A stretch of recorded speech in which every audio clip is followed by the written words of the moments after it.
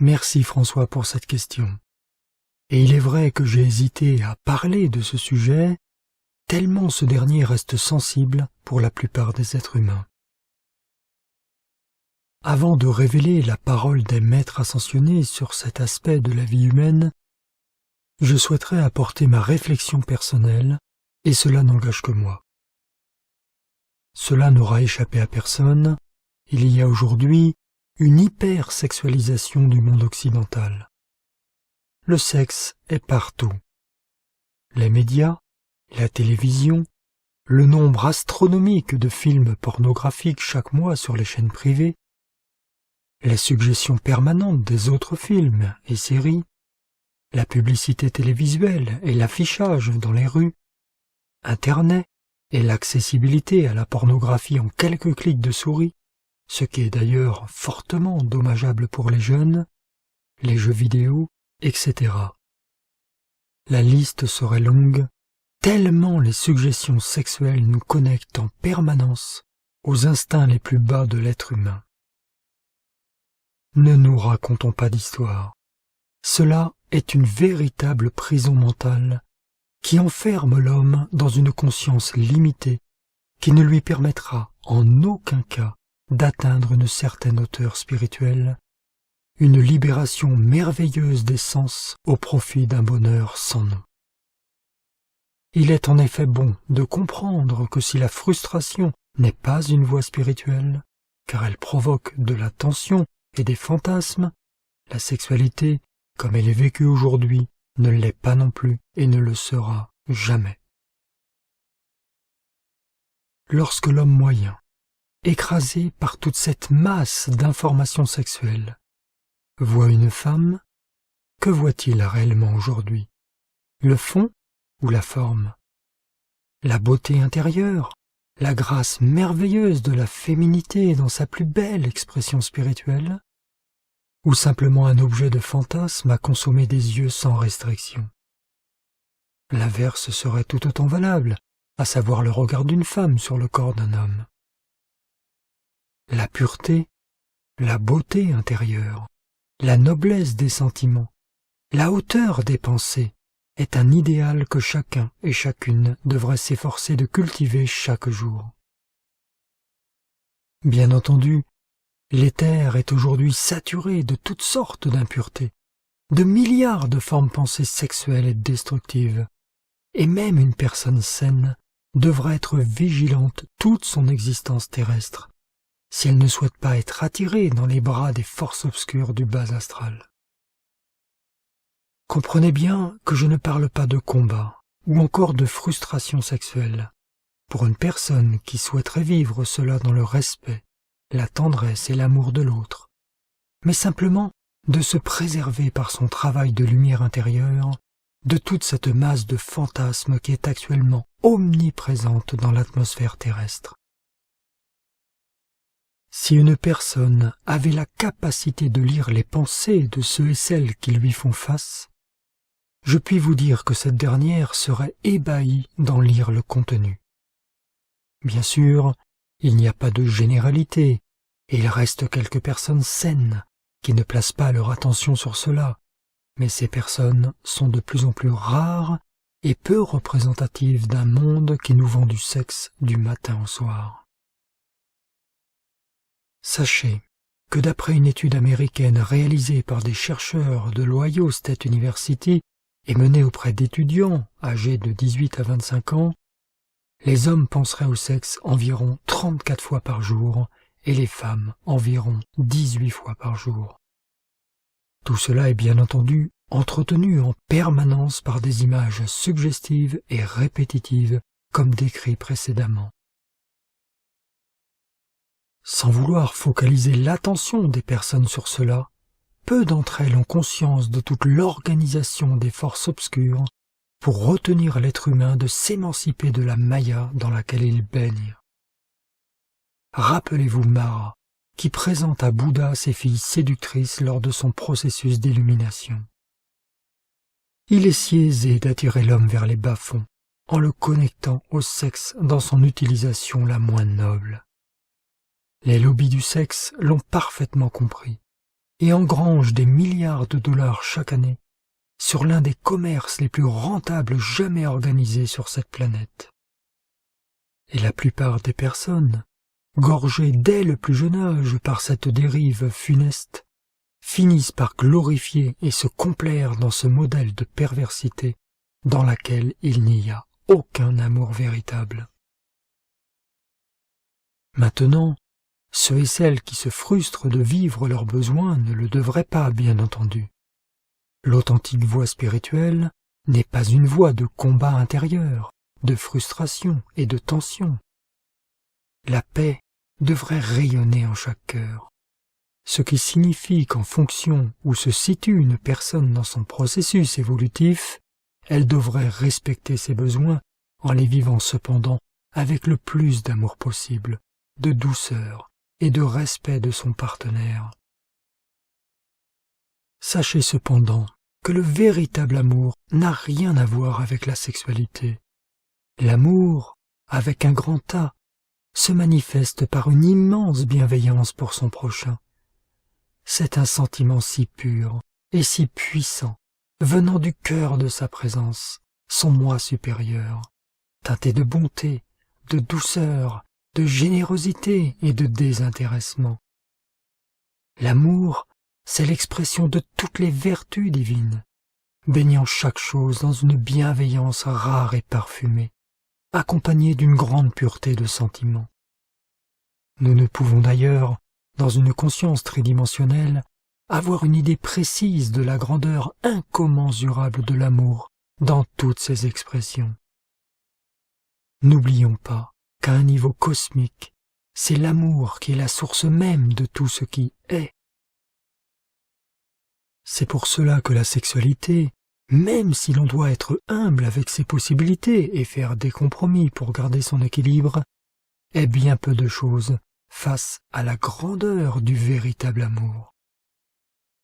Encore une fois, chacun doit composer humblement avec son niveau d'évolution, mais je pense que si une personne a un idéal spirituel élevé, rien ne l'empêche de faire vibrer la flamme de son cœur en méditation, afin d'attiser l'étincelle de vie qui relèvera progressivement cette énergie vers les hauteurs de son être véritable.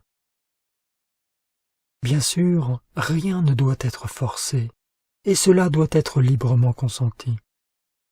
Bien souvent, une telle personne en ressent l'appel intérieur, et cela se passe naturellement.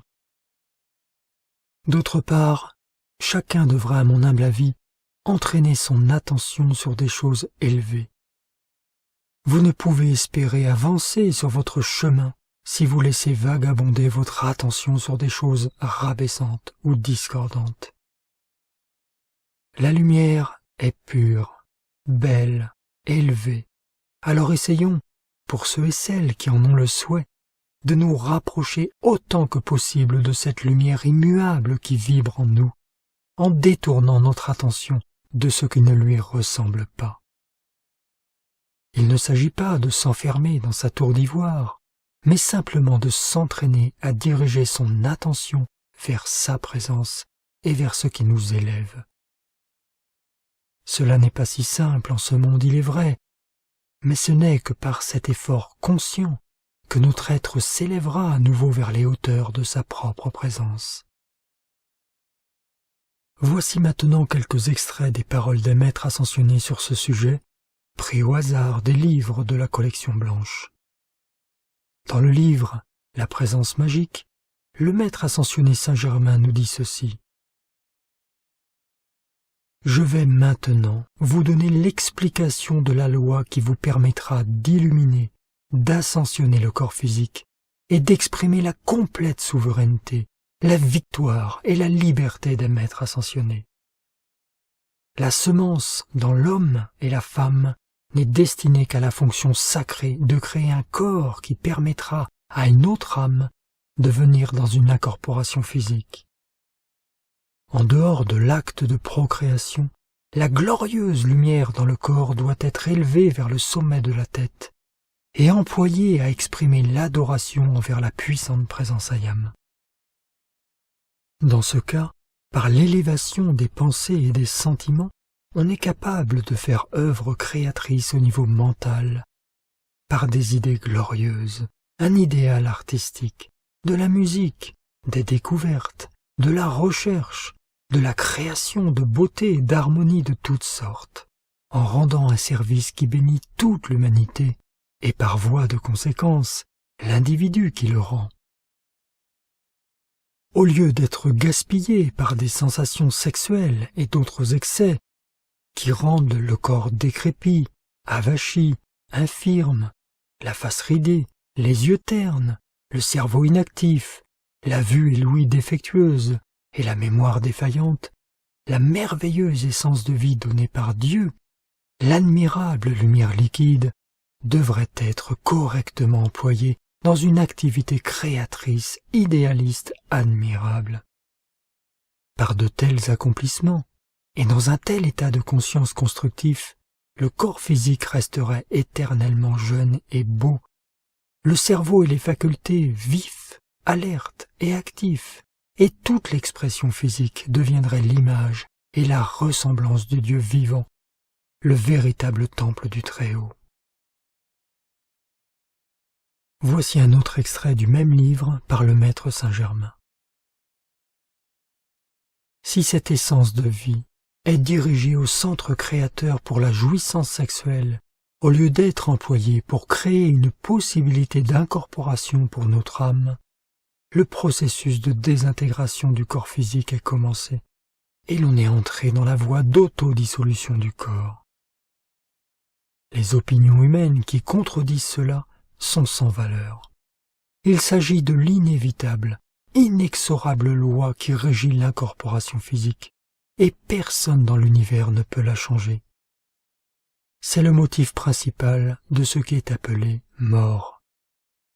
Que celui qui n'est pas d'accord avec cette vérité compare l'état d'un corps dans lequel cette lumière liquide a été conservée pendant quelques années et celui d'un corps où elle a été gaspillée pendant le même laps de temps. Il n'aura pas besoin d'une autre preuve.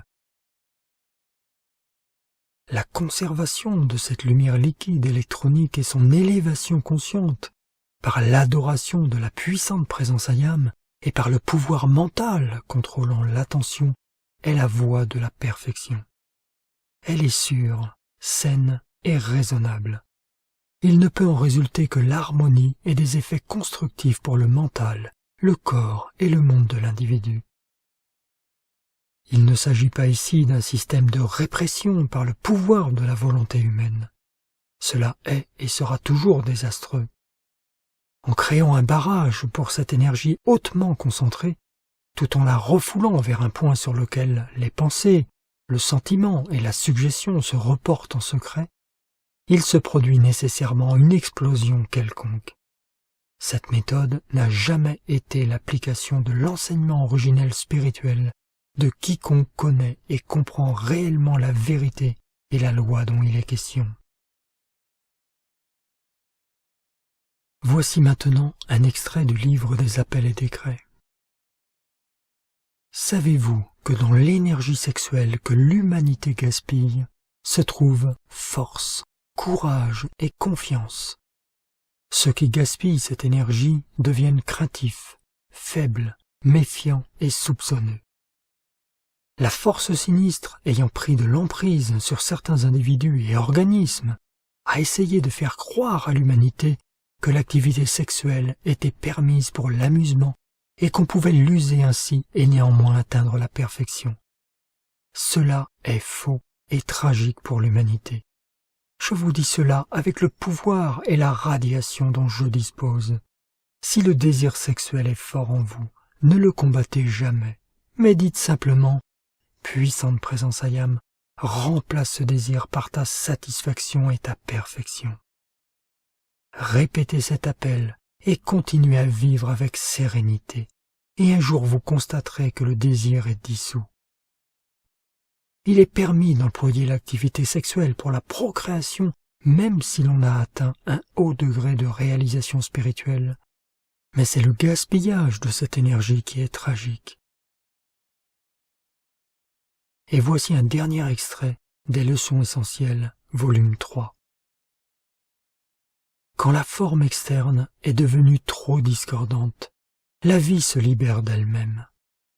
La décrépitude et la mort ont pour raison essentielle le mauvais usage et le gaspillage d'énergie sexuelle, de même que les émotions incontrôlées. Il n'y a qu'une seule chose à l'origine de ce que le monde appelle mort, c'est le manque d'énergie liquide à l'intérieur des canaux du système nerveux.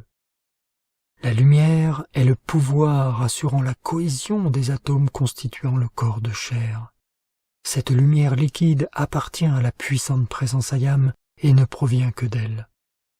Le vêtement externe est le réceptacle dans lequel la présence déverse sa lumière uniquement dans un but et pour un usage constructif. Quand ces conditions sont ignorées en permanence, la lumière se retire et le corps de chair, qui devrait être le temple du Très-Haut, se désintègre. Voilà pour ces quelques extraits. Encore une fois, soyez humbles avec vos possibilités. Ce que disent les maîtres représente un idéal de vie élevé que peu de personnes peuvent appréhender sur Terre dans l'immédiateté. C'est un processus lent qui provient d'une conscientisation progressive de la lumière en soi et d'un ardent désir, mais toutefois coloré de patience, de retrouver sa source. Il est en effet vital de comprendre que l'être humain, depuis sa chute, a pris de façon très puissante l'habitude d'utiliser son énergie sexuelle à des fins de plaisir physique. Et il serait donc totalement illusoire de croire qu'il va pouvoir remonter cette énergie rapidement par sa seule volonté mentale. J'ai vu en effet beaucoup de personnes combattre leur énergie sexuelle, et cela leur a toujours attiré l'effet contraire. Fantasmes et idées sexuelles permanentes, frustration, tremblement, fermeture de leur amour, rigidité, etc. Le résultat est toujours désastreux. C'est pour cela que bien-aimé Saint-Germain nous dit en parlant du désir sexuel, ne le combattez pas. Cela est en effet vain et inutile, car cette énergie sacrée de vie est si puissante que tout celui qui essaie de la contrôler par sa force mentale attirera dans son monde beaucoup d'inharmonie. Il n'y a que la présence qui puisse, par ses propres appels et la méditation du cœur, relever cette merveilleuse énergie. Ainsi, la personne devrait vivre sa sexualité dans l'harmonie si elle en a le besoin, en ayant conscience de la vraie place de cette énergie, puis en faisant simplement les affirmations et méditations données, afin que cette dernière retrouve sa place naturellement. Voici quelques décrets donnés par les maîtres pour le relèvement de notre énergie de vie. Veuillez répéter après moi si vous le souhaitez et si vous en avez la démarche intérieure. Puissante présence Ayam, remplace ce désir par ta pleine satisfaction et ta perfection à jamais. Ayam, je suis la résurrection et la vie. De la substance et de l'essence de vie de ce corps et des corps de tous ceux qui sont sous cette radiation.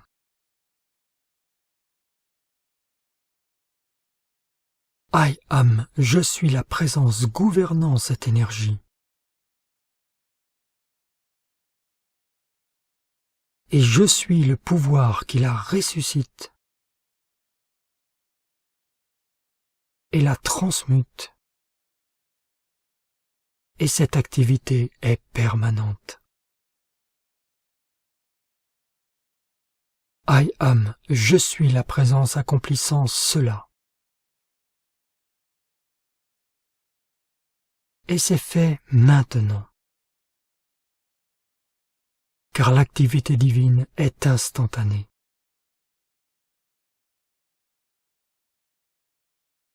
Voilà pour ces quelques décrets, et pour ce dernier, si l'activité divine est en effet instantanée, le résultat dépend néanmoins de la façon dont nous avons utilisé cette énergie au travers de nos multiples incarnations. N'oubliez pas qu'une affirmation est donnée par les maîtres pour l'ancrer dans notre conscience par la répétition et le momentum qu'elle génère. Mais tant que cette accumulation d'énergie n'est pas suffisante dans le corps causal, la limitation demeure. Cependant, par la persévérance tranquille de la pratique, les limitations s'évaporent les unes derrière les autres. N'oubliez pas, la vie qui coule dans nos veines et dans notre esprit souhaite se libérer de toute limitation. Elle est naturellement ascensionnelle. Le bonheur et la véritable liberté sont contenus dans l'idéal élevé que l'être humain veut bien lui offrir dans son cœur. Personne ne peut espérer être heureux dans l'addiction des sens, quel qu'il soit, mais dans la libération de ces derniers. Nous sommes des êtres illuminés, animés par une conscience supérieure remarquable, si seulement nous souhaitons lui offrir une place. Nous sommes ainsi loin de cette simple matière physique, mais plutôt la lumière qui l'anime.